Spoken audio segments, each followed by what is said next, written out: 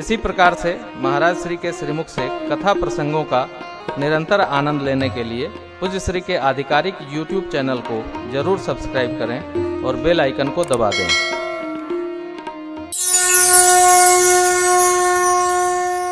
प्रभु को प्रणाम करके भोलेनाथ कथा प्रारंभ किए हो, इसके पहले कथा की जो प्रधान श्रोता हैं माँ भगवती पार्वती जी, बाबा ने उनकी प्रशंसा करते हुए कहा, धन्य धन्य गिरिराज हमारे, धन्य धन्य गिरिराज हमारे, तुम समान नहीं को उपकारे, तुम समान नहीं को उपकारे। आप रघुपति कथा प्रसंगा, पूछे रघुपति कथा प्रसंगा, सकल लोक जग पावन गंगा, सकल लोक जग पावन गंगा, सकल लोक जग पावन गंगा। धन्य है कौन? अतो आप धन्य है। कौन धन्य? जो भगवान की कथा सुनाने की रचना बना दे, वो धन्य है।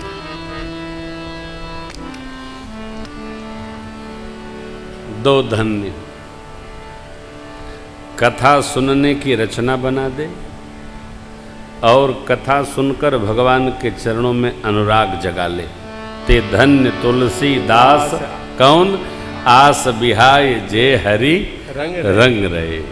धन्य धन्य है। आप सब कथा प्रेमी हैं, आप सब धन्य हैं। हम लोग धन्य नहीं। जो कथा सुनने आता है वो धन्य है। और गर्मी के महीना में अरे राम राम, गर्मी में हम दिल्ली में कथा करते हैं, 1000-1500 लोग रहते हैं ना, काहे से दिख रहे थे। बड़की यज्ञ में गए थे, वहीं 2000 लोग क्यों निकले थे घर से बाहर, लू लग जाई। इधर तो ठाकुर का कृपा बा, थोड़ा सरस वातावरण बना है। जो कथा सुनने की प्रार्थना करे वह जीव धन्य है। सुनाने वाला धन्य नहीं, सुनने वाला धन्य है। बाबा प्रशंसा कर। यह आज मैं जब संध्या में बैठा था तो सोच रहा था, आप विचार करिए, हम लोग 50 वर्ष पूर्ण करेंगे आने वाले 2-3 वर्षों में। 50 वर्ष पूर्ण करेंगे। और पूज्य बाबूजी माँ जी अपने विवाह के 50 वर्ष पूर्ण कर रहे हैं। कलयुग में कितनी बड़ी घटना है। कोई 25वां मना रहा है। अरे आजकल तो फैशन हो गया, लोग 12 साल पर 25वां मना लेते हैं। हाँ हो, क्योंकि बाबा जी अपना 100वां मनाए तो बाबूजी बता रहे थे, तो हाँ उन्होंने कहा भाई तू तो हमसे छोट है, कहें कि मना ले, तब ना चेला लो कुछ लेके आई के पूछा था का साधु को कौन जन्म हो। हाँ, कई बार जन्मे कई बार गए। ये देखिए लोग 15 में 25वां मना ले रहे हैं। क्यों? किसी को भरोसे नहीं कि हम 50वां तक पहुंचबे करेंगे। घटना है कि नहीं? ये कोई छोटी घटना नहीं, हम तो देख रहे हैं। अभी हमारे पूज्य पिताजी कि कई वर्ष पहले हम लोग 50वीं वर्षगांठ मनाए थे विवाह की, अभी वो 78 साल में जा रहे हैं, तो इस वर्ष हम लोग 75वां मनाएंगे, अमृत महोत्सव गांव पर करेंगे। हमको बहुत आश्चर्य होता है किसको देखकर, जो लोग वयोवृद्ध हैं और चैतन्य,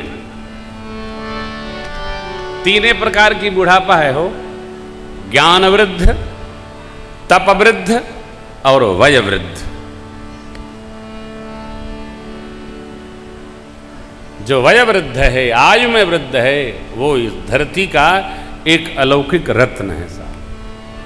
आजकल तो युवान भाई ही चले जाते हैं, युवान बहनें चली जाती हैं, कब कौन चला जाएगा आजकल भरोसा नहीं,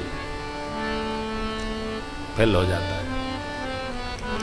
मनुष्य हो, भारत में जन्म हो और भगवान की कथा सुनने की ललक हो, कथा बैठकर सुन रहा हो, 4 संयोग हो, उससे बड़ा भाग्यशाली नहीं। इसलिए बाबा कहते धन्य धन्य गिरिराज तुम समान नहीं को, आपके समान कोई उपकार करने वाला मेरा नहीं है। क्यों? क्योंकि पूछे हु रघुपति कथा प्रसंग, जो सकल लोक जग पावनी। देवी, मेरे विचार से आपके मन में न मोह है, न शोक है, न भ्रम है, कुछ नहीं। आपने जो प्रश्न किया, इसको कहते सुनते सबका मंगल होगा।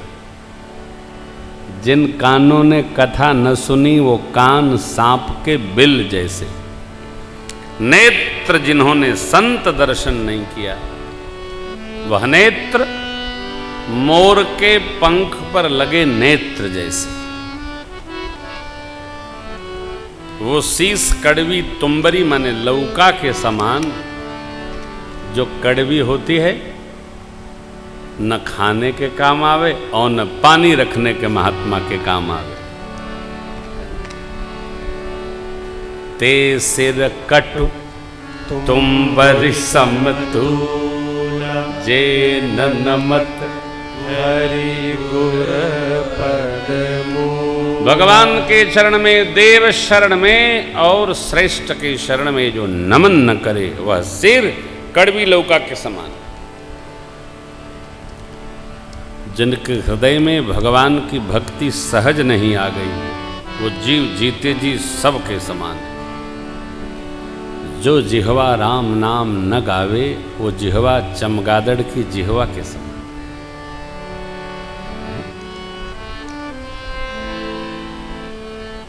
देखिए, राम नाम गाइए, अपने गाइए, अपने गाइए,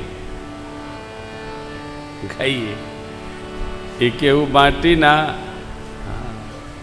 एक खुदे रमावे के पहले, इसको कौन बांटेगा हो?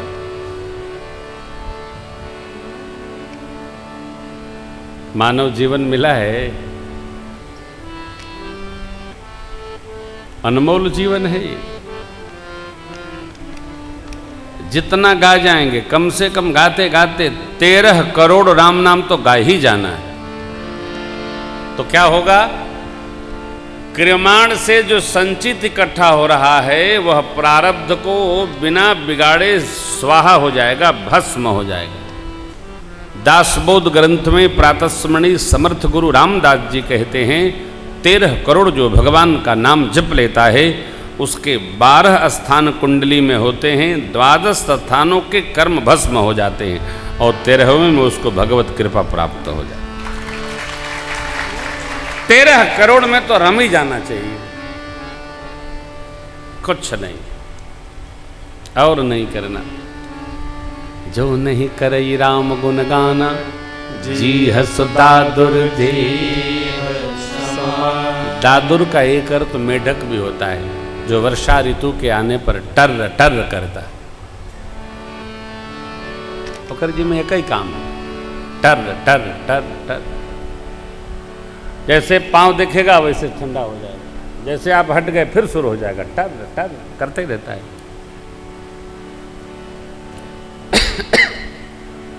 जिह्वा तो वही भली, जापत रहवे हरि नाम, नाही तो काट के फेंक दो बाबा, मुख में भला न चाम।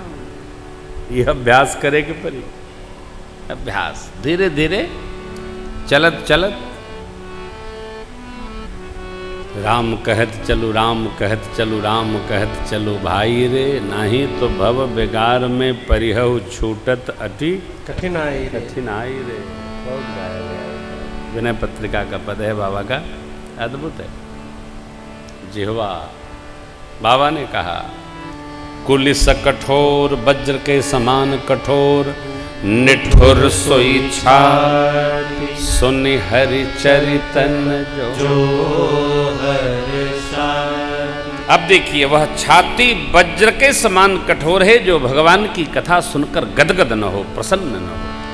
ये भी अपने बस में नहीं है। कथा सुनकर प्रसन्नता किसको होती है? जो पुण्यशाली होता है, जो भगवत भाव का अनुरागी होता है। कल हुआ था ना,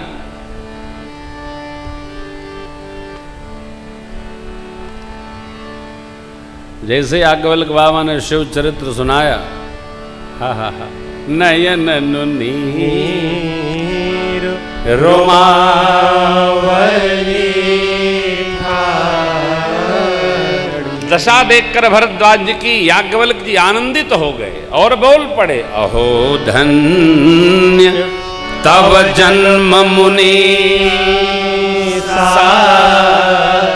तुम ही प्राण सम प्रिय गौरी। छाती हर्षित हो जाए, आनंद कहाँ, लहर लेने लगे हो। हे भगवती, हे गिरिराज पुत्री, राम जी की लीला मानव और देवताओं को आनंदवर्धक है, आनंद प्रदान करती है, असुर स्वभावी जीवों को विमोहित कर देती है।